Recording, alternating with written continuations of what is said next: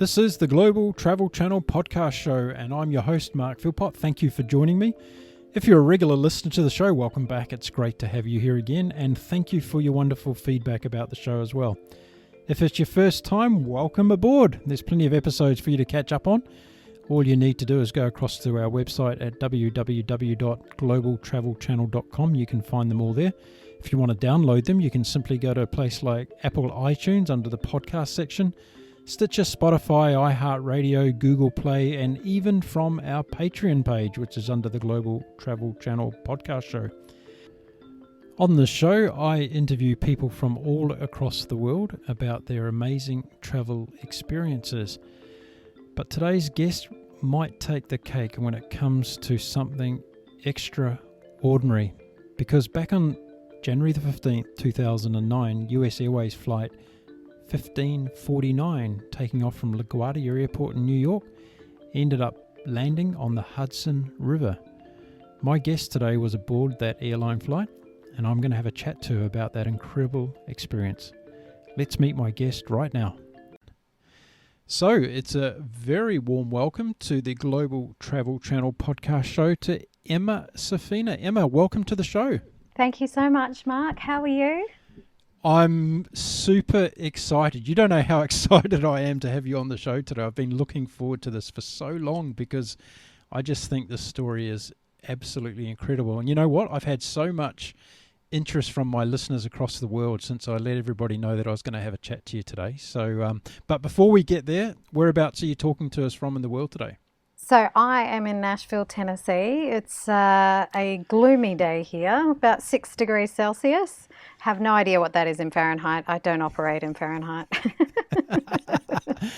Fair enough, but that is not a Tennessee accent that I can hear. So whereabouts are you originally from? I am originally from Perth, Australia, Western Australia. Oh, beautiful Perth. Do you miss it? Yeah, a long way away, but I am fortunate enough to get back quite often, which is a huge blessing. I bet you're missing it on a gloomy day in Nashville. Definitely, but I will say this, we've had a really mild winter, so it's felt a little bit more like a Melbourne winter this year, which has been really nice. Yeah, as opposed to, you know, you're heading into the minuses. We actually haven't had many minus degree weather days here in Nashville. So it's felt a little bit more like Australia actually. So what makes a Perth girl move all the way over to Nashville in Tennessee? A man? No. My husband, Michael, is in country music. So we ended up moving to Nashville, Tennessee, to really kind of pursue country music a little bit more for him. And that's how we ended up in Nashville. But I originally moved to the United States, actually to New York City 11 years ago, last month. And that was because of the Hudson River plane crash. Yeah, right. Well, we're going to get into that. And before we start talking about that, I wanted to ask you a few other things. So first thing I do is for all my guests, I give you the opportunity to actually dedicate this show to someone special in your life. So who would you like to dedicate this episode to today? Definitely my husband, Michael. Okay, so this is for you, Michael, and that's something you guys can always have now. You'll have this episode of a podcast show that you can sit down and listen to at any time with this dedication. Isn't that a beautiful thing? Oh, and it's so special. It's on Valentine's Day too. Perfect. It is. Absolutely. Fantastic. There you go. And I didn't even plan it that way, but it's worked out pretty well. It's perfect. So I'll make sure I'll get him to have a listen. Brilliant. Now, are you a podcast type of girl? Do you listen to podcasts much? I do actually. A lot of them are a little bit more surrounding recently I've been listening to some mental health stuff just because I just think that mental health is just so important and remaining positive and being positive is so important. I really enjoy like the Oprah Super Soul Sunday type of stuff. That's kind of fun to listen to. Yep. I'm trying to think, what else do I listen to? Anything that is like educational. Like I love TED Talks and different things like that. These are definitely high up on my listening list for podcasts. Yeah, brilliant. Now, when do you listen to podcasts? What's your kind of go-to environment when you turn on the old podcast? I'm actually usually in the car. Yeah, right. And it's nice because a lot of the podcasts now have kind of reduced themselves down to like 20 minutes to half an hour, which is typically what your drive is anywhere in the world, I'm sure. Yeah. So yeah, I'm a podcast girl in that way. Now, a few other things I wanted to find out about you was, have you travelled a lot in your life? This is a travel show after all, so I wanted to get some kind of background on whether you're somebody that's been a frequent traveller for most of your life. I actually have. So we, as a family, when I did live back in Perth, my dad is originally from Phoenix, Arizona. Mm. So one of my very first trips was actually just before my sixth birthday, and we came to the United States with my whole family. I'm first of four children. And so we came to the United States, went to Disneyland, did the tourist thing, got to go up to Colorado and see the snow for the first time. And it was kind of just around, just like January, Christmas time, January. So lots of snow in Colorado Springs at that time of year. And then got to spend some time with my family in Arizona as well. So that was my first trip. And then from there, I guess something that's a little bit different, my parents were actually missionaries, and Oh, we were missionaries to Papua New Guinea when I oh, was brilliant. six, yeah, from 6 to 10. So I actually ended up living in Papua New Guinea for almost 4 years.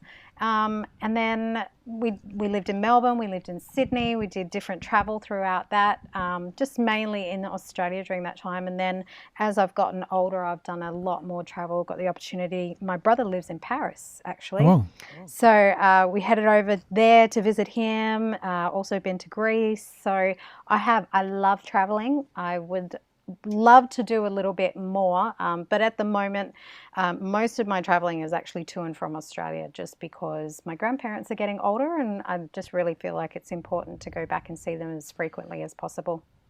yeah, absolutely. Do you speak Pigeon?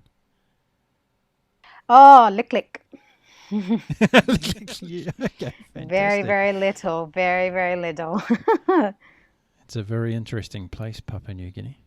hmm I mean, I'm Very sure interesting. it's changed, like, try quite dramatically, but I, it's always been a special part in my heart. So, did those early trips overseas, did they really give you a hunger for travel? Did you really get into it and think, gosh, I just want to go and see the world?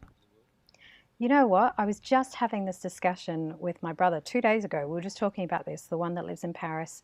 We were just saying how it's interesting because there's two of our, my other brother and sister are back in Australia, and my brother Michael and myself live abroad, and he, as for his job, actually gets to travel all over Europe.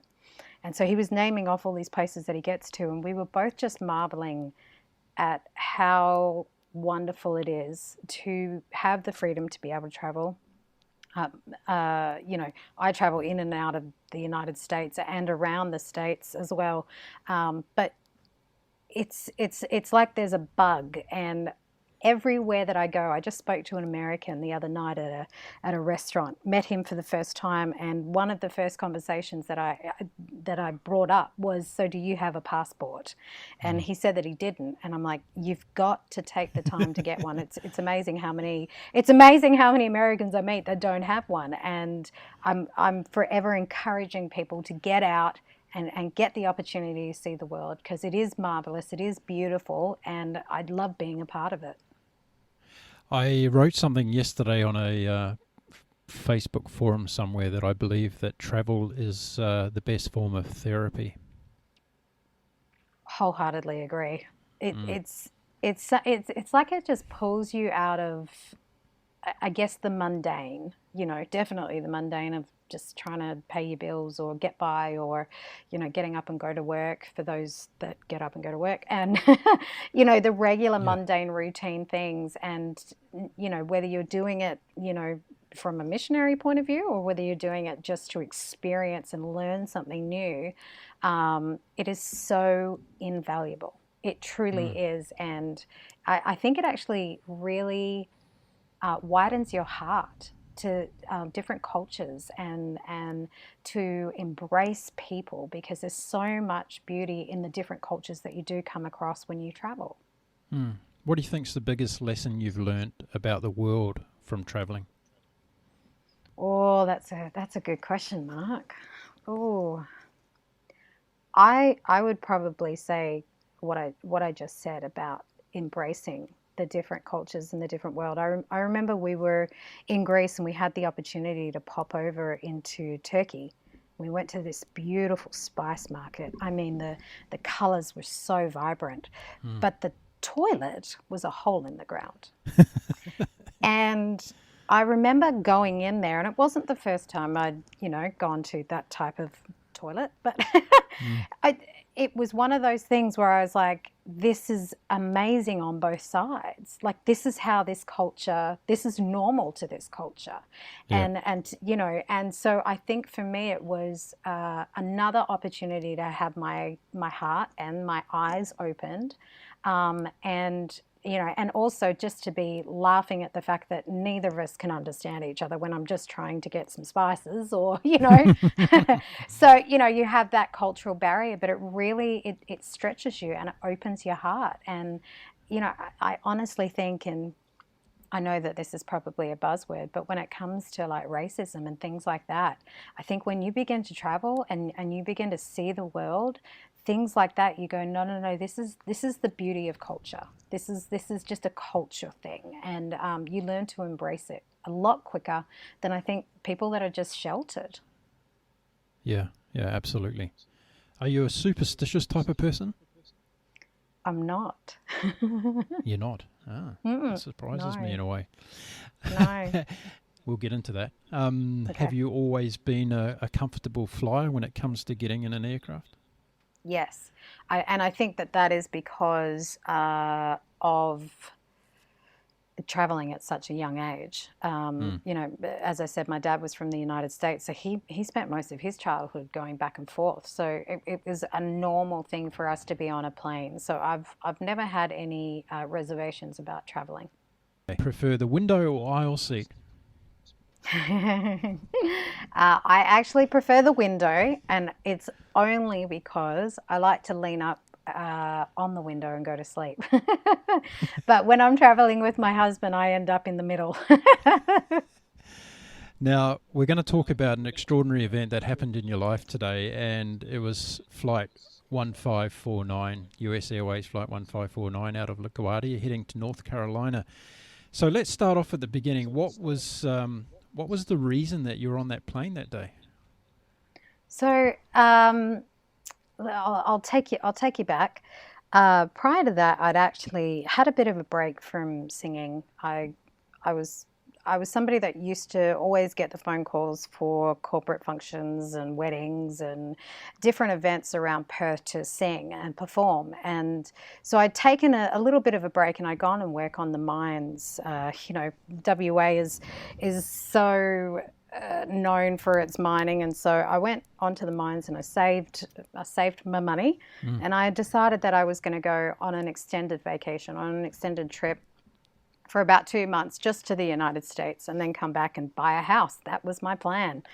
And so I booked my flight for the United States from Perth to New York, and I got a phone call to actually do, it was at the time called the Hoffman Cup back in Perth, and so I changed my first flight, and changed it by a couple of days to head to New York. And then I end up in New York. I'm there for 7 days, and I remember it just being freezing, absolutely freezing, to the point where you couldn't really enjoy certain things.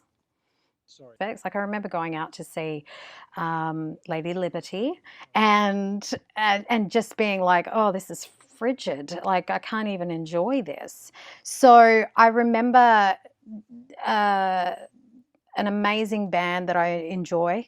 I found out that they were coming to New York. They were playing at a venue there, and I got really excited and changed my flight for the second time. The flight that was from New York to North Carolina. I was heading to Charlotte to visit some friends who were originally from Perth. So I changed that flight as well. And so January 15, I go to board what I assume is a very ordinary flight, not really thinking anything. It was 2 o'clock in the afternoon. A lot of the people that were on board were actually coming back from a banking conference in New York City. And so they were heading back home on their way home. That was the majority. So we had a lot of business people on that flight. And I sat down in the only seat I've ever remembered from any flight ever, 13F. And we took off. Were you alone on the flight? Were you traveling by yourself? Yes. I was traveling by myself. Yeah.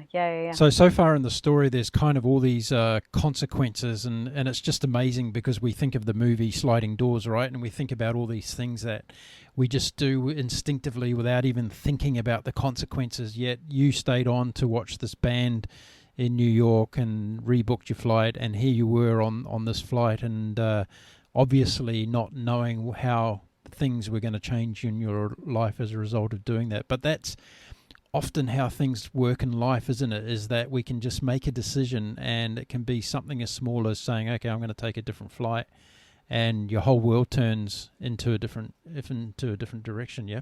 Did you choose the seat number yourself? Was that something that you kind of were conscious about, or did you just randomly take what was available? You know what? I don't remember if I picked that seat myself. I probably didn't remember. I probably did pick that seat, but it was right over the wing, so I couldn't see anything. I was like just sitting right on the wing, but it was 3 rows from the exit.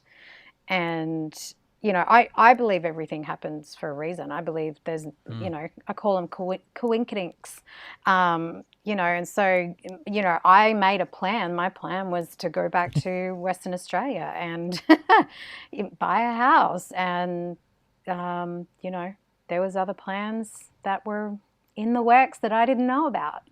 So how were you feeling on that particular day? Do you remember kind of on the way to the airport, and how was life? Were you in a happy space? Yeah, I was. I remember I had I remember the hotel, because I obviously had to extend the hotel by 2 days that I was at in New York City. And I remember it was such a relaxed morning, but I remember packing my bags and leaving them in the lobby and just taking one more walk around the area that I was at, which was kind of near Macy's, the main Macy's in New York City, and just being grateful actually for the opportunity to come to New York City, because at that point I'd never been to New York, so it was a new experience for me, and I had a really wonderful time despite the fact that it was cold. It's such an amazing city, and I often talk to people on my show about New York always seems to come up as one of those places, or the place actually, where there's something about it. It's the energy, it's the life, it's the vibe about the whole place. It is really just such an extraordinary place.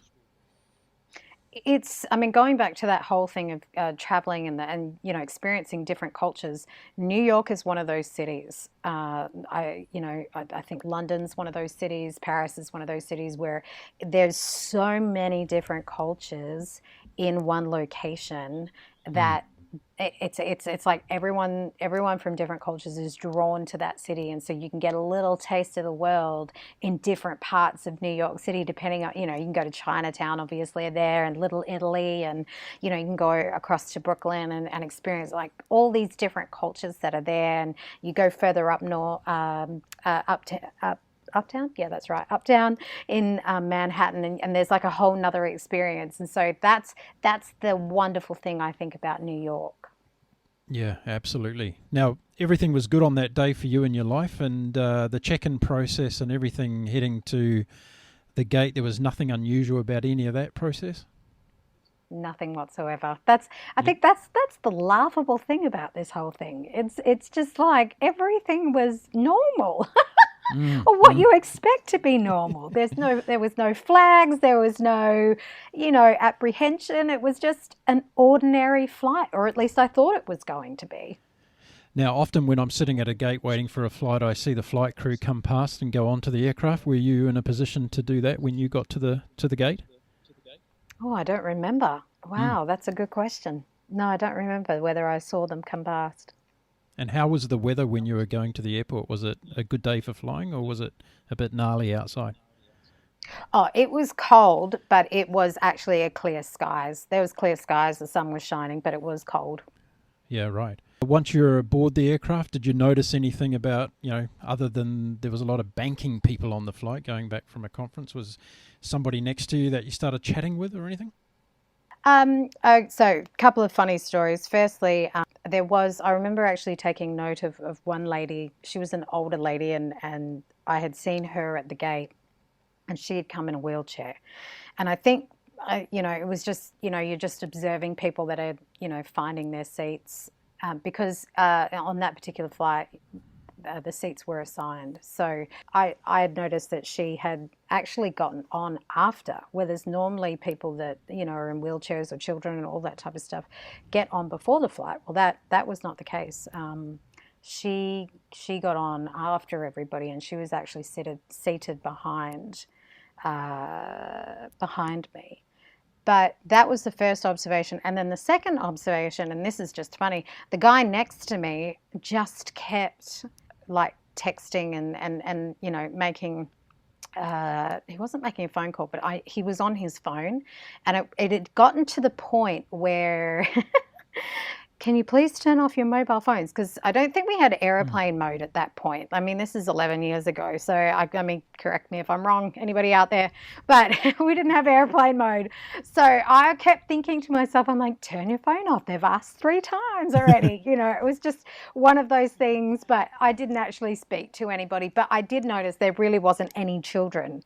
Well, there wasn't any children on our flight.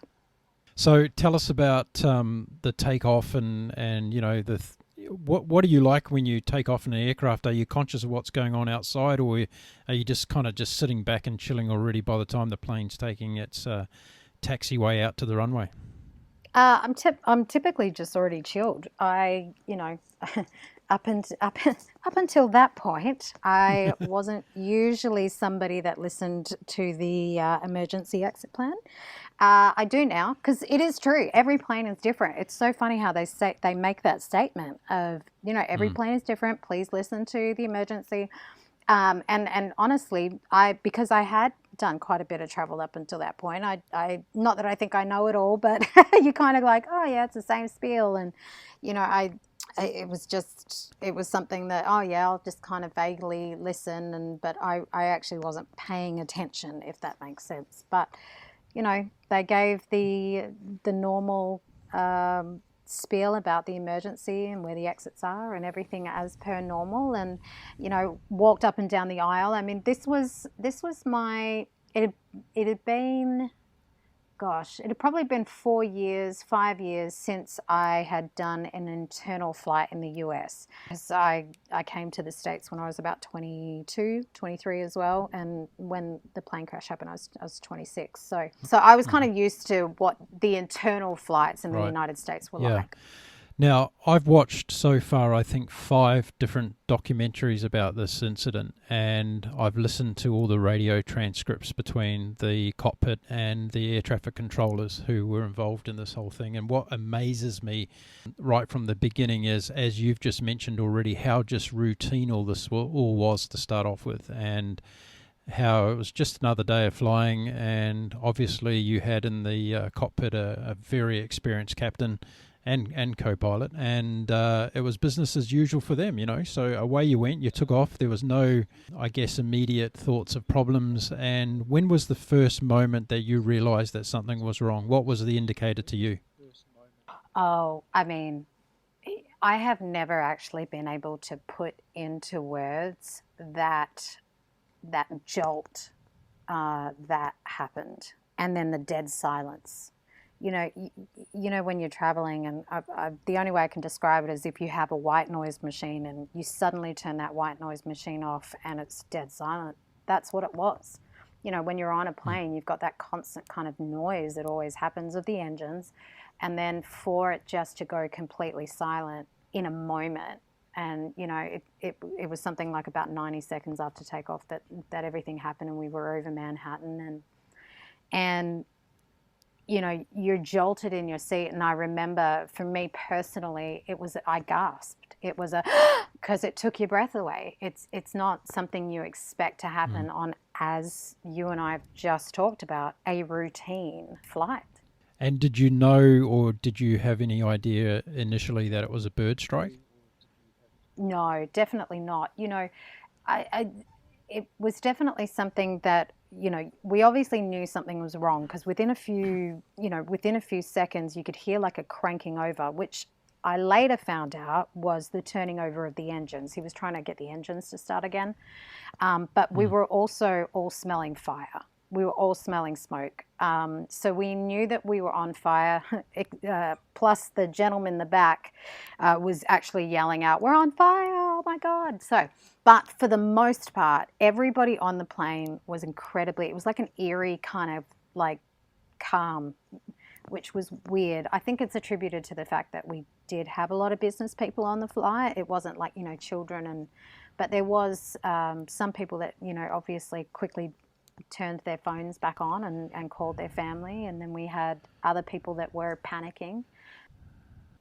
Directly after my gasp, I really had an overwhelming sense of peace, which sounds really contrary because, as I mentioned earlier, I like to listen to podcasts specifically, about mental health, because I actually really enjoy that. I come across in my everyday life people that are struggling just mentally and with being positive. Yep. And so to have the opportunity to be in the face of death, in the face of, things being final, and not having a care, not just having an overwhelming sense of peace. And I have carried that with me ever since. It's something that it's become an anchor in my life. It's become something that I go, well, hang on a second. No, if I was in the face of death, if I was in the face of this, how can I be anxious or be worried or be concerned about this over here? It's going to be okay. Everything's going to be okay. So when that first initial, change in attitude of the whole aircraft, when it went silent, and that must be such an eerie thing, because as you say, we're all used to being on an aircraft and having that, subconscious drone of the engines going, and never being on an aircraft where the engines are not going, especially when you're off the ground. It must have been a completely different sensation to kind of comprehend. Definitely. I have since kind of chit-chatted to a few pilots afterwards, and there are two things that no pilot ever wants to really encounter that they get concerned about. I'm not going to say they panic or anything, but they get concerned about. It's fire and birds. So most planes can actually withstand birds that are, 4 to 6 pound birds, but they typically can't withstand 10 to 12 to 13 to 14 pound Canadian geese. And so that's what we encountered. So to be on the plane and to not know. So what happened in terms of the attitude of the aircraft after the birds hit? Was there a distinct change in the way the plane was flying, or did it just carry on but in a silent fashion? No, so we did lose some altitude, and then you actually felt the plane kind of veer around to the left, which we know now he was trying to, curve it back around and clear the Washington Bridge, and then, obviously land us in the Hudson River. What I love about the conversation that you mentioned, the control tower and the cockpit between Captain Sully and the control tower, was that there was so much intention with Captain Sully to see a runway where nobody else would have seen a runway. I can honestly tell you that if you told me that the Hudson River was a runway opportunity, I wouldn't have seized it, probably wouldn't have seen it. But the intentionality of him going, yeah, that's somewhere we can land. I can probably make that happen. Even though the control tower was giving other options, the intentionality of Captain Sully and him making a plan right at the beginning to head towards that is, I believe, one of the main reasons we're all alive today.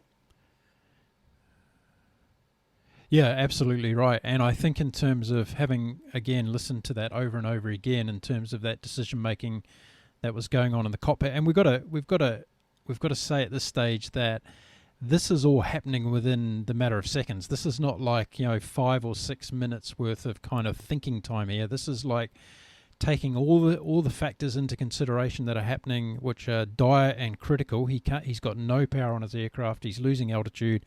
He's looking around. There's the metropolis of Manhattan below him and New Jersey out to the starboard side of the aircraft, and he's thinking, okay, well, the first thing that went into his mind, as he says, was, I don't want to put this down in amongst houses and buildings and have a catastrophe that way. So that's where he said that the whole river option became the only option that he thought was going to work. Absolutely. I mean, there's the density on both sides of that river, of the amount of people.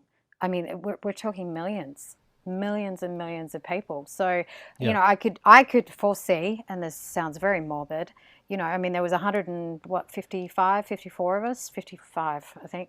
Yeah, 155 of us on that flight, as opposed to millions. It's like, it's amazing we walked away. And no one else got hurt. What was the course of action from the flight attendants, like straight after the bird flight? Were they up on their feet and calming people down, or what was their course of action? So because we were about 90 seconds into the flight, we actually weren't, nobody was up and about at that point. So they were still in their seats, 1 in the back and 2 in the front. So because I was sitting in the middle of the plane, nothing was happening. There was nothing except just kind of the general banter with everybody that was in their seats. As I said, a few people surrounding me actually, switched their phone back on. The gentleman in the back screamed, "We're on fire." The lady in between my seat, directly behind me, I could see the lady in the middle seat as I turned around to have a look. She just was clenched fists, holding the seat and just dead stare ahead and just hyperventilating. And it sounds terrible, but because I was just such at peace, I remember thinking, gosh, I wonder what's wrong with her. Because I really did feel like it was all going to be okay. And so as far as what what was going on, nothing. We knew nothing. No one was communicating anything. And to be perfectly honest with you, I'm kind of glad, because I believe it also is attributed to the fact that we are here today. We weren't getting a running commentary of what's going on. But the only thing we were told was brace for impact, and that was it. And so that was right before we hit the water. I think what that comes down to was obviously the altitude that you were flying at. I think if something happened at 30,000 feet and the pilots had a lot more time to communicate what was going on and also making decisions on what they were going to do versus being at the altitude you guys were at, it was all hands on deck, I guess, to try and find a solution to the problem. Did you start chatting to the person next to you at all during that time, or was there any conversation going on from yourself? You want to know something? I met the person that I sat next to last year at the 10-year reunion. Ah. I know it sounds so silly, but we actually met, and I was like, we never actually met. We laughed about it. Oh, wow. Okay. And who was that person? Was it someone from the US or? Yeah. It was actually one of the guys that lived in Charlotte. So, yeah. Incredible. So you didn't, you weren't somebody that reached for your phone and wanted to make a phone call at that stage? No. I mean, this is once again 10 years ago, 11 years ago now. And so I think I had an iPhone at the time, or like one of the earlier on maybe iPhones, but it was also international calls. I didn't even think about it. And one of the things that they do tell you is to kind of leave everything. So that's what I did. I didn't even think to call my mom or anything like that. I must have been in La La Land, but I I didn't think to do anything like that. I really felt like it was all going to be okay. It's fascinating how everybody reacts differently, isn't it, in a situation Yeah. like that? And the gentleman that was sitting in the seat right in front of you in 12F, his name was Eric Stevenson, and he actually took out a business card of his and he wrote on the back of it, "I love you," to his mum and his sister, and he put it in his pocket in his pants, thinking that if you all ended up dead and they found the bodies, then someone would find the business card in his pants when his body was found. Wow. Isn't that beautiful? Yeah, extraordinary. I But didn't know that story. That's a beautiful story. I mean, I've heard so many stories. That's just beautiful. and the air traffic controller, his name was Patrick something, I can't remember his surname now, but he was absolutely devastated once your aircraft had gone out of radar contact, because obviously when you got down to a low altitude, you went off radar, and he thought it was all game over, and he actually started weeping at his desk, thinking that this tragedy had unfolded on his shift, and he was the last person to talk to the pilot. So Yeah, another extraordinary thing that came out of it.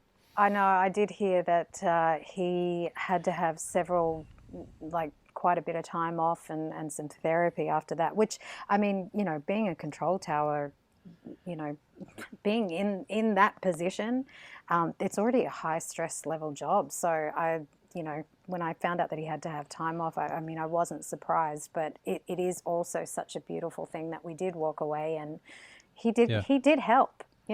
Yeah, absolutely. And what's amazing to me also, and we're up to the stage now where you're heading down to the Hudson, and we'll talk more about that. But what's amazing about what we're talking about at the moment is all the peripheral people in the world that get impacted by the fact that those 155 people are sitting on that aircraft. So you think about all the families and the loved ones of the people there. You think about all the work colleagues. You think about the people like in the emergency services that came out to help you all, the ones that were at the airports who were on the end of the radios talking to the plane and understanding what was going on, the ones at Teterboro, the ones at LaGuardia and even Newark Airport that were brought into the picture as well. There was so many other people involved in everything that was going on. It's extraordinary how many lives it really touched, yeah? Yeah, Mark, I think it became even more evident to me last year when we celebrated in North Carolina.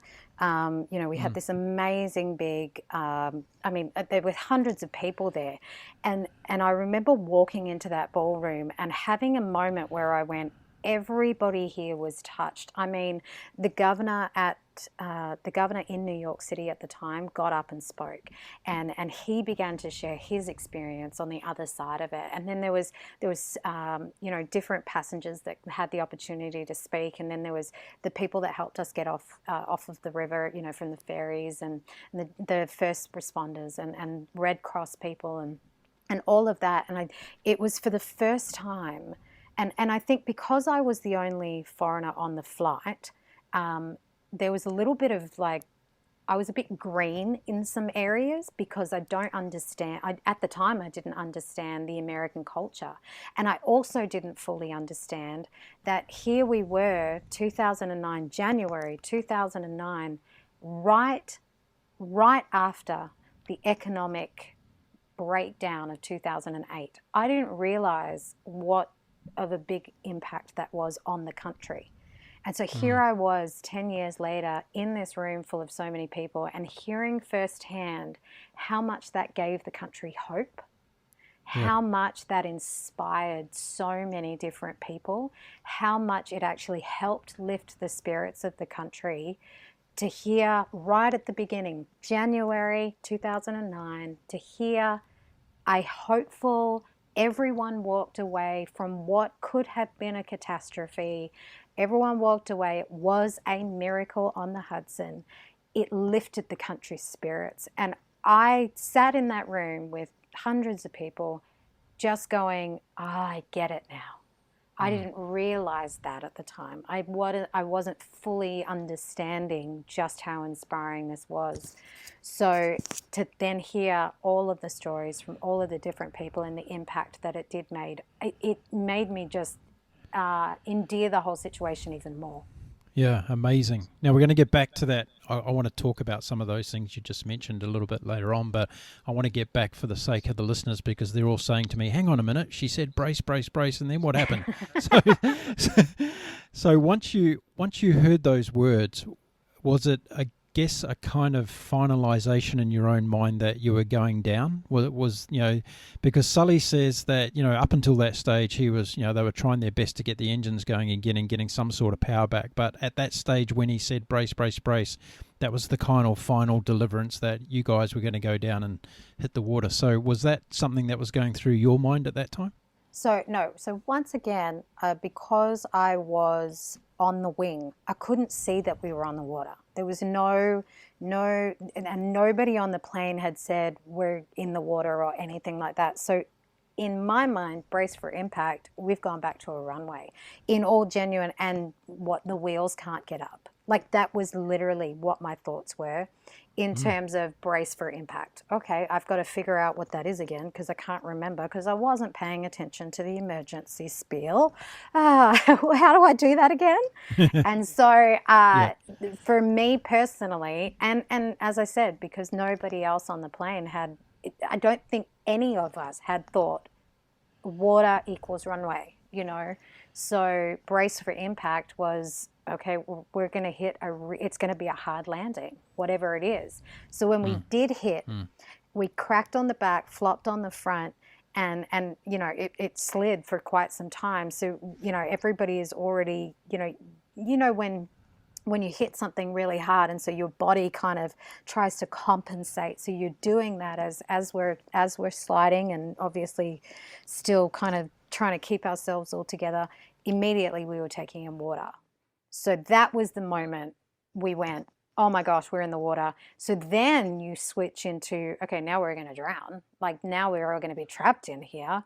And so because I am quite a petite person, I'm only 5 feet. That's it, really tiny, 156 centimeters. And so for me, by the time I got up out of my seat and into the aisle, water was pretty much past my shins, almost at my knee. Right. And got into the aisle, and then somebody yelled out, life jackets. So I quickly swung around and stole someone else's life jacket because I wasn't anywhere near my seat at that point. And then I got out on the left-hand side and got out onto the wing and realized the wing was slippery, and looked over to my left and saw the life raft. So I jumped halfway into the water and kind of clung onto the raft and then pulled myself in. So I was wet from the waist down. Yeah, right. So when the plane actually impacted on the water, what was the sensation then? Were you thrown around in your seat, or did your head go up and hit the roof? What was the actual impact like? Well, I mean, because I am quite petite, I was able to kind of fold my self onto my knees type of thing and have my head onto the seat in front of me. And so I just bumped my head. As I said, because we slid, when we did hit and we slid, I bumped my head. And so my head was kind of being forced between the seat the entire time we slid.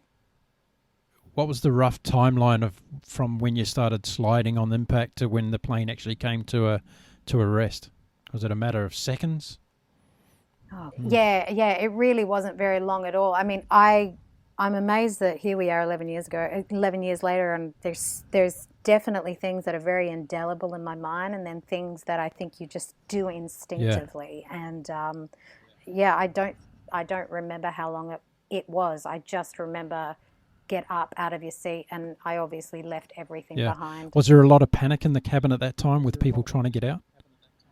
You know what? It was like an orderly chaos. It really was. Everybody was just like, and you know what it's like whenever you want to get off a plane after you've had a long flight, everybody's just really taking their time to grab their bags, and that's really why they say to leave your bags behind, because everyone they're taking their time. Whereas this was, it was quick. It really genuinely was quick, but it was an orderly chaos. It was like 1, 2, up, move, so.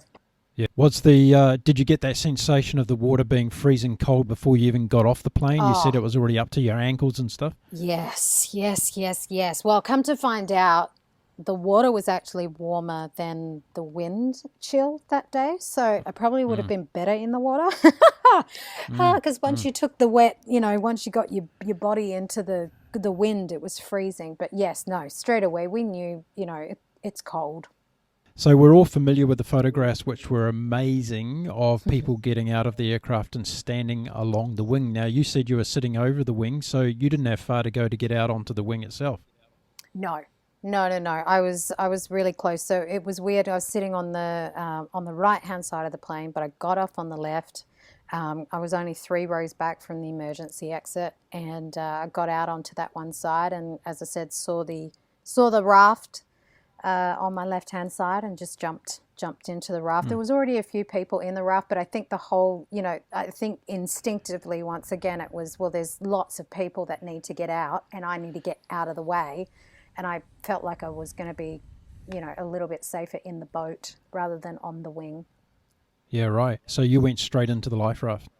Yeah, straight into the life raft. It was the first thing I saw. But it was also slippery. The wing was slippery because it had already gotten some ice on it. So I remember stepping out and going, I've got to catch my footing here. Oh, there's the raft. I'll step into that. I'll jump out onto that.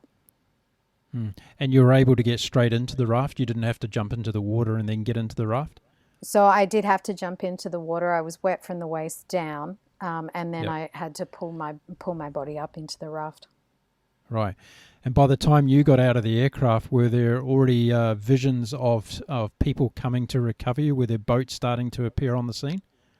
No, there wasn't. No.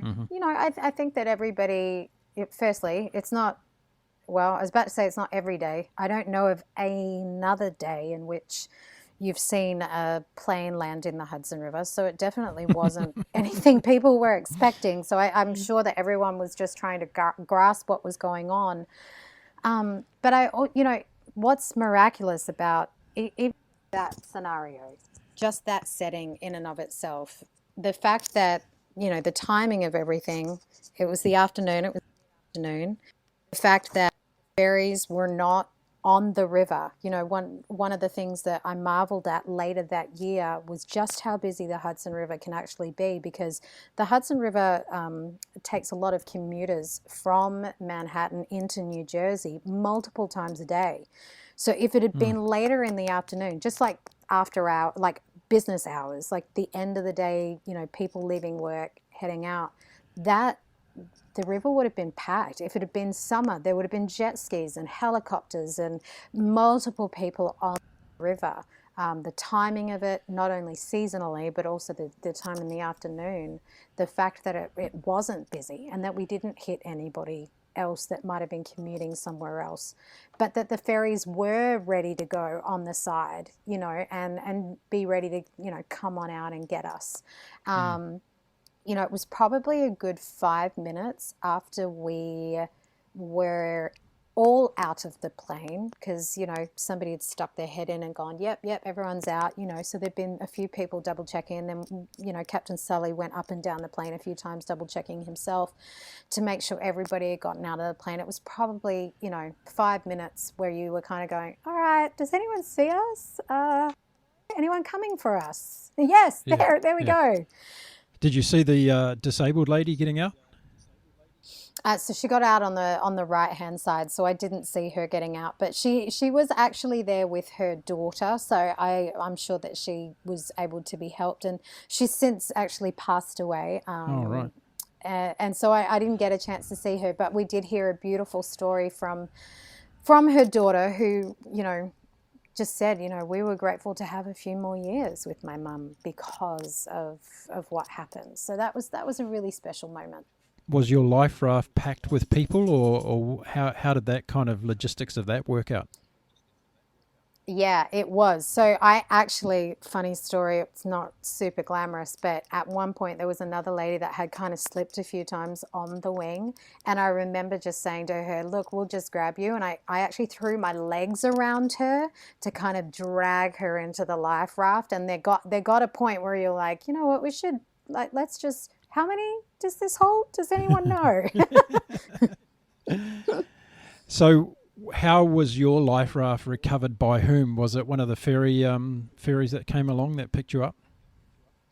No, so I was actually one of the last people to get off of the off of the water.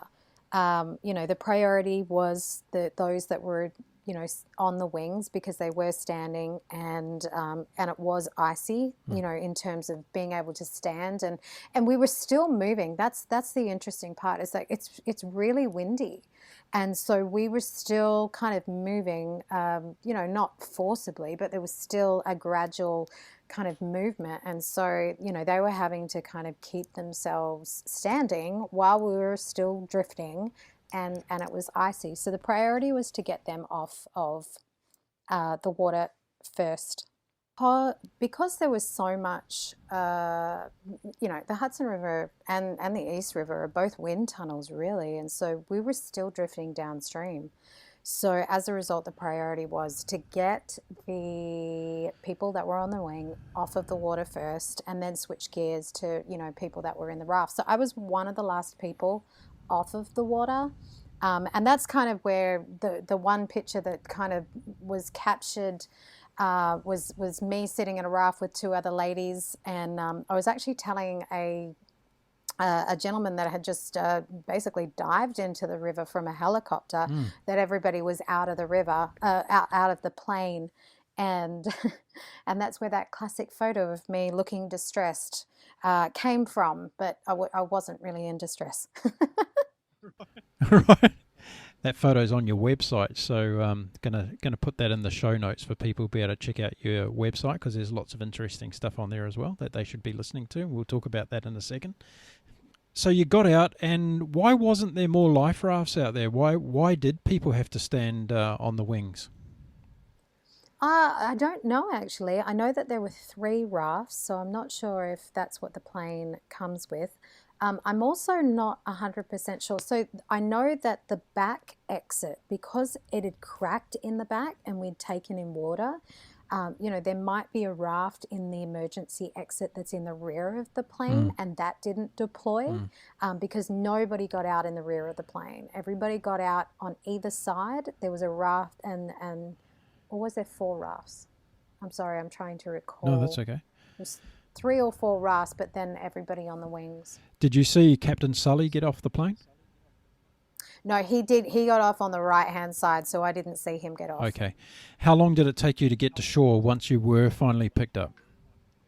Oh, 3 minutes. I was in, it was kind of this little tiny boat from the New Jersey side. Somebody had come over, and I remember the first thing I was just, can someone give me socks and some gloves? That's all I wanted, because it was just, my feet were freezing, and I was able to go down into this tiny little compartment and try and get warm. So once you got ashore, what happened then? What was the procedure? Was it chaos? Did people, was there just people, and were media present already at that time? Were there cameras and everything there? No, not at that point. So I got off on the New Jersey side of the river. So you were closer. You were actually closer to Jersey than you were to Manhattan, were you? Yeah, yes, I was. Well, by the time the plane, but as I said, both, because there were ferries and different boat people that were actually on both sides of the river. My particular boat was from New Jersey, so it took me back to New Jersey, and I ended up in a restaurant along with quite a few other people, and that was kind of the first initial kind of landing spot, and that was before, once again, anyone knew what was going on. There was any type of emergency coordination at that point. It was just get them off the river. Where's the quickest place? We're going to that restaurant. And that restaurant was easily accessed from the river. So that was the other reason why we ended up there. And so immediately it was crank up the heat in the restaurant, cancel the reservations. The restaurant's not open tonight for dinner. And we were offered some food and some different things like that, soup to try and get warm. And then the emergency the police came in, the fire trucks, all that type of people, the emergency people came in. And one of the first things that they actually did was put, it's like this card that you get put on your neck just with a rope, and they wanted to make sure that everyone was okay, coherent, alive, and what's your name? And so you get asked a series of questions that are on this card, and so that was kind of the next step. And then from there, I thought I better call my mum. So you had your phone with you all the time? No, Oh. I borrowed a phone. Okay. As I said, I left everything on the plane. I wouldn't be able to remember somebody's number. I've got everything on speed dial. Right, I know. I thankfully, my parents, as I said 11 years ago, my parents still had a home phone, so I know my home phone, and thankfully I knew how to internationally call. But the only time I panicked in this whole situation was when I was sitting in the raft and I suddenly thought, I don't have any identification. I'm a foreigner in another country and I don't have any ID. And I remember turning to the girl that was sitting on the raft with me and saying to her, do you think it'd be okay if I went back in and got my wallet or my passport? And she kind of just looked at me and said, no. And I was like, oh gosh, this is not going to be fun. So that was really the only time that I had a little bit of a panic, because there's so much familiarity with English-speaking countries, and you don't realize you're in another country. And but I was. And you said before that you were the only foreigner on that flight. I was. Not many people travel to Charlotte, North Carolina, that aren't going there for a reason. If you're not, it's not like it's a destination for, in the travel guides. It's Charlotte, North Carolina. I was just going to visit friends, so that was the plan. So when you were coming on the ferry and you were coming towards New Jersey to be landed, did you have an appreciation at that time that everybody got off safely off the plane? Didn't know. Had no inclination whatsoever. Yeah, no. It was one of those things that when you got in the rivers, when you got into the restaurant, we were all asking those questions, and it was interesting. I remember meeting one girl. I'm still friends with her to this day, and she was in quite a panic. Her and her boyfriend at the time, they've since been married and have 3 children. It's a really beautiful story. But I met Karen when we were in the restaurant, and I remember Karen was panicked, really panicked. I got separated from my boyfriend. I don't know what to do. I can't get a hold of him because, as I said, most of us left all our stuff on the plane. I remember having the most amazing conversation with her and talking to her about the peace that I had, that everything was going to be okay. And the both of us actually sat there and we actually just began to sing Amazing Grace. It was such a weird, when you're just like, wow, we've just walked away from something. And even to, when I saw her last year and had the opportunity to chat with her about it, she was just thanking me, and I was like, I don't know, I just had a piece, and so I was able to kind of share it with you. And as I said, she has since gone on and they got married and they've had 3 beautiful children, and that's another beautiful story that has come out of this. Yeah, amazing. And was that the first time that when you were there with Karen doing that, was that the first time that it kind of consciously went through your veins that, hey, I've actually survived this? This is a monumentous thing that I've just survived? Yes. Yeah, definitely. I mean, in terms of the magnitude of it, because, to walk away from that, as I said, we were still in the restaurant, still didn't know if everyone else had walked away. We didn't know what happened on the right-hand side. We didn't know, there was still a lot of unknowns at that point. And even when we went to the second location, there was a lot more of us at the second location. That was just like a community hall. It was still a lot of unknowns. There's still a lot of people going, oh, well, let's find out. Oh, let's turn on the TV. And so then from there, we began to discover kind of just how big this was, how miraculous it was. But also, it was really at the 10-year reunion, I began to see the much broader, much larger impact of what the miracle on the Hudson was. Yeah, that's amazing, isn't it, that it was so long after it. Did you, going back to the day of the event, did you think at any stage that people had died? Was there a thought in your mind that people had actually not got through it? There was, yeah, definitely, because we didn't know, we didn't know if people were injured. We didn't know if everyone got out. Especially because of how hard the impact was. We were taking on water straight away. We didn't know what that meant. So no, at that point, especially on the river, and then the first location of the restaurant, I was not aware. Yeah. I had no idea. I like the way that Captain Sullenberger talks about, he doesn't really like the term miracle on the Hudson. He said what happened that day was everybody came together to do their jobs. The first responders, the people in the air traffic controller, the pilots in the plane, the passengers did their thing to keep everybody motivated and alive and to get out in an orderly fashion. He said it all came together in perfect unison. He said that's not a miracle. He said that's people working together doing the things that they should do as humanity. I thought that was really beautiful. That is beautiful. Yeah. And I guess just typifies the type of human being he is, and how that I can't begin to believe that if there was anybody else other than him on that flight that day, that things would have been different. Definitely, him and First Officer Skiles. It's one of those things that, match made in heaven. Where you're like just so grateful for what they both did, and then also for the flight attendants. Everybody was on their game, and the first responders and the emergency people, and I would not want to have been any one of those people if the situation was different. Yeah, the chosen ones, I think that's what it sounds like, yeah? Yeah. Now back to that phone call with your parents. How was that? What did you say? What did you say when you called them? So, yeah, that's pretty funny, that conversation. So I called Mum, and it was early morning, okay, very early morning in Perth. And so I had actually borrowed my auntie's jacket because I didn't have a snow jacket, and so I knew that I would need one. And I borrowed a jacket, but I had taken it off when I got on the plane. And so when I called my mother, that's key to know in this whole situation. That's why I'm kind of letting you know that this is key in this conversation with my mum.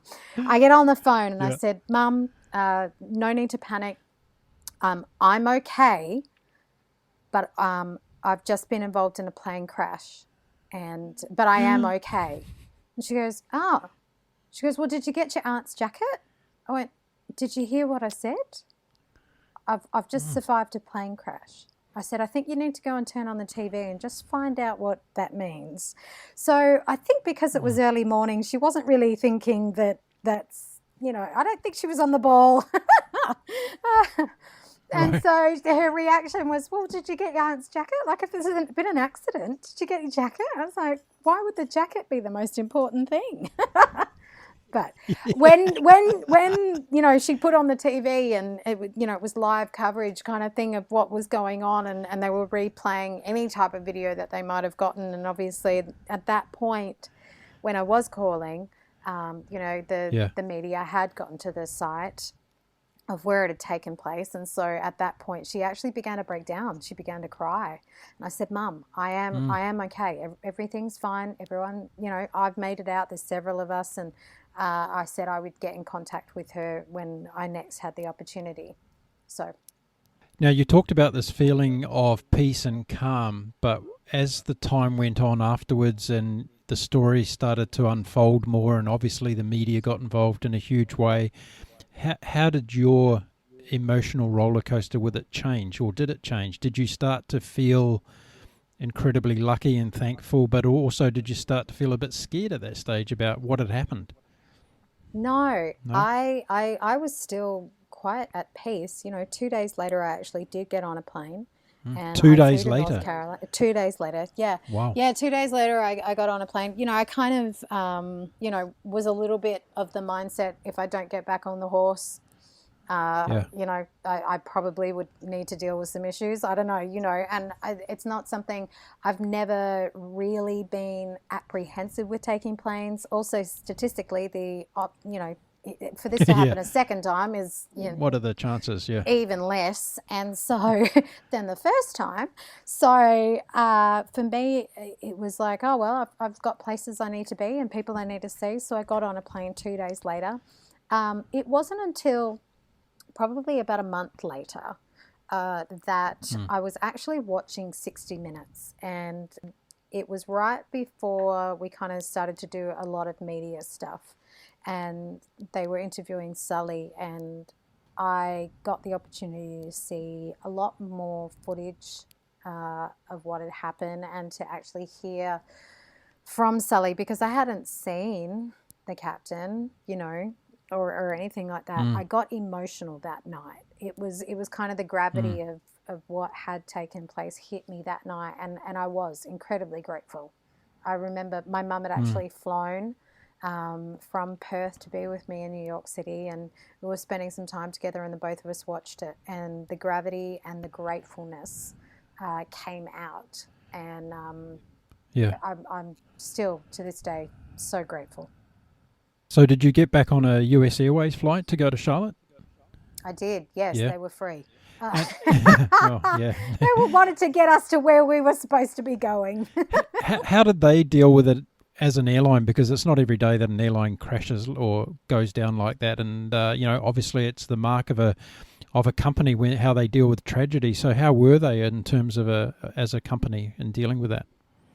I thought they were amazing. I'm not quite sure whether everybody else had a similar experience to mine. I know that a few of them didn't, but because I was a foreigner, perhaps I did get some special treatment. I don't know.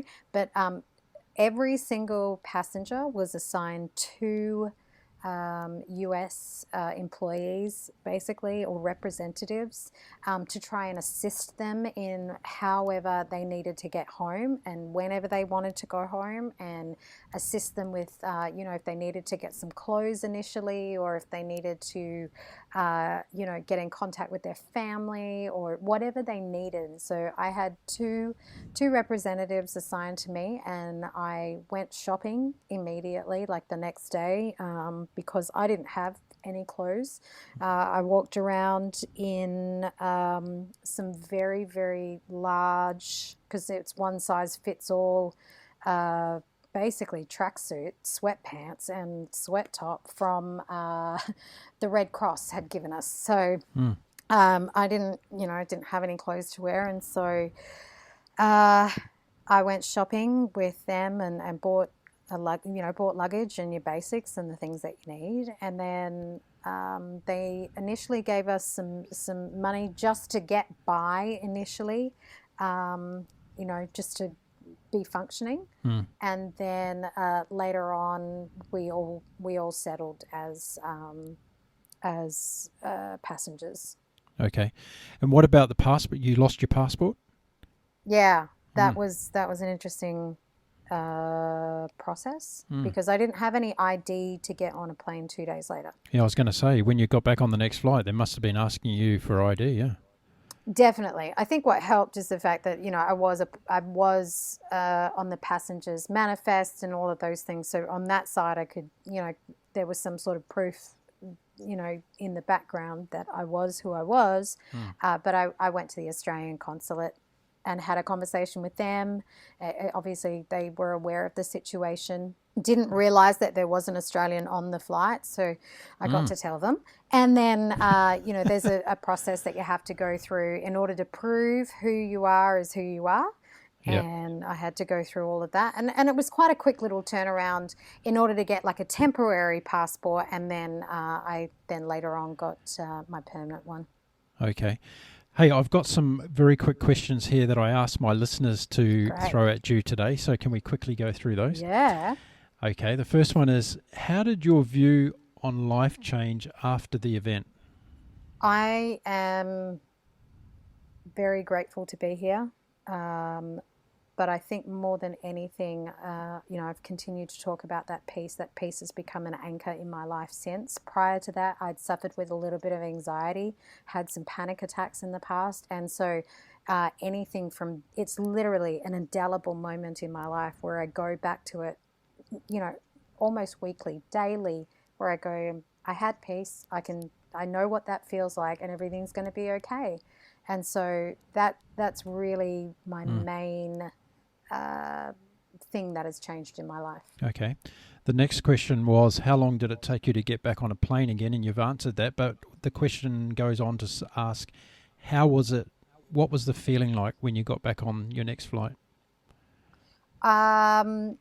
I was grateful to be sitting in first class. I'd never sat in first class on a domestic flight before, so I was actually like, oh, this is nice.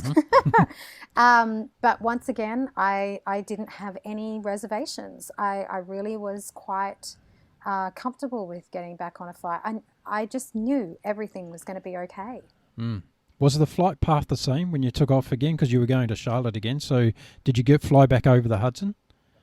Yeah, we did. And what we was flew back over Manhattan. What was the feeling when you looked down and you saw the river? Was there must have been some kind of amazement with that?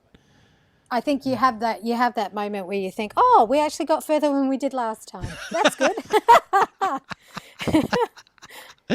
Incredible. Okay. That's promising. We might get there this time.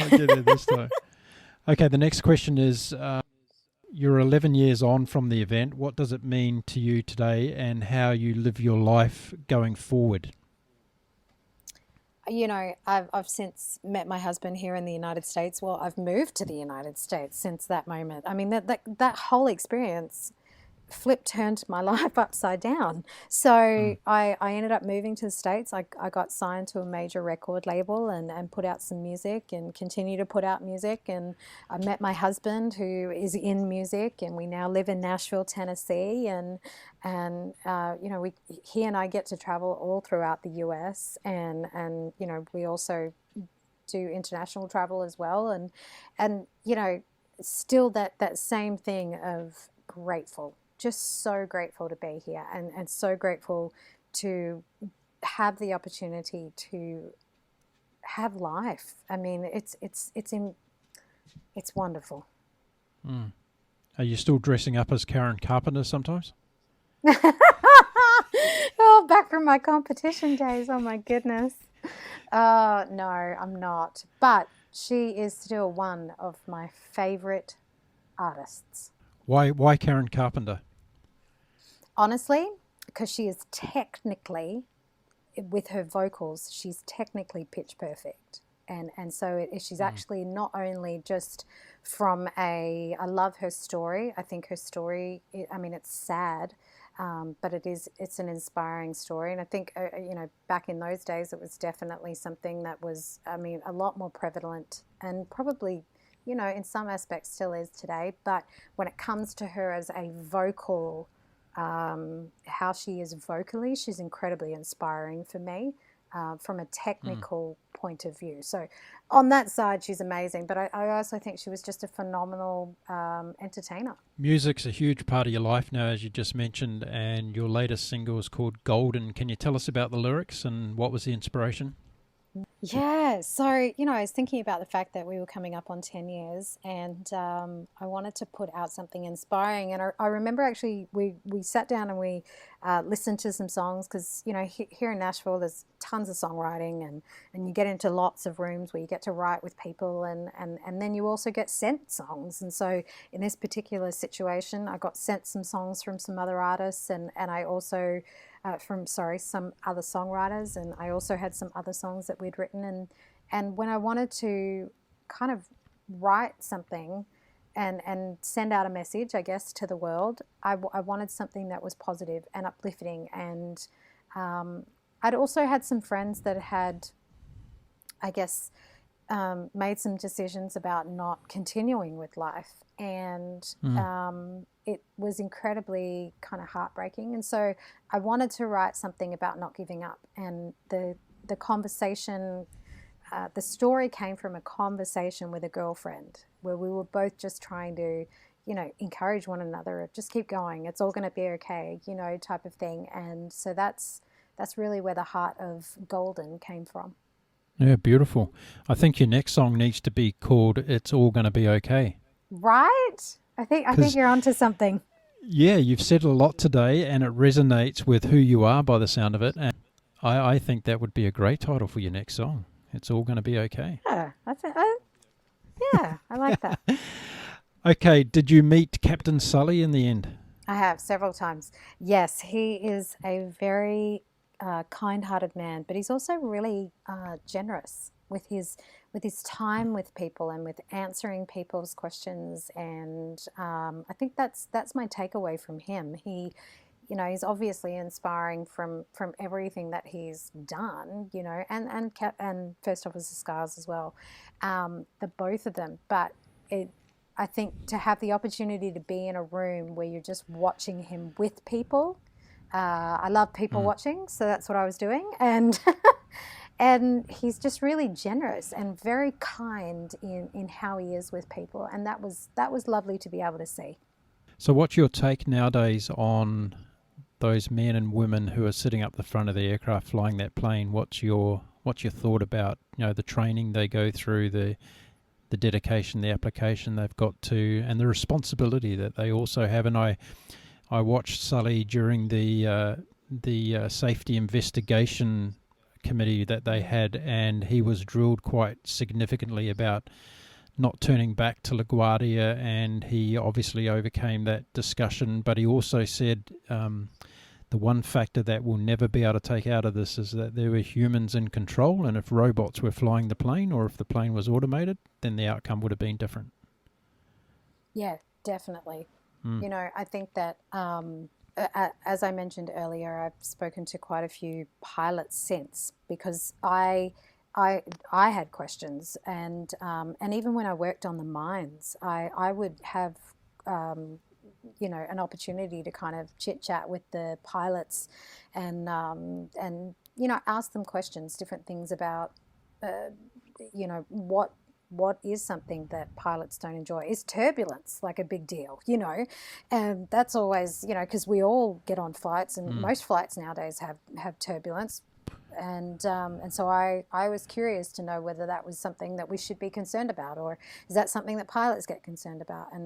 And so since those conversations with different pilots, and then also with Captain Sully, it's something that you sit back and you're so grateful that they take the time to care about what they do, and they take the time to invest in their career, and invest in, and I know that, the pilot training is incredibly long and rigorous, and there's a reason for that.